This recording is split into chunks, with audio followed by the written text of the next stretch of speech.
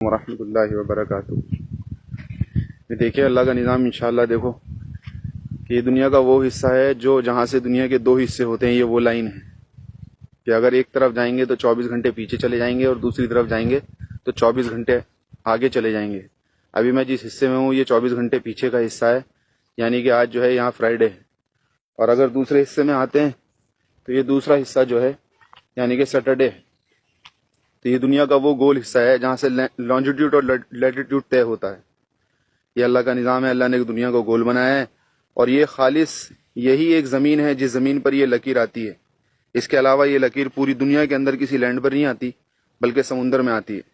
یہ اللہ کا نظام ہے، اللہ نے اپنی دعوت کی محنت کے ذریعے سے جو ہے ہمیں یہاں پہنچایا ہے، الحمدللہ ثم الحمدللہ۔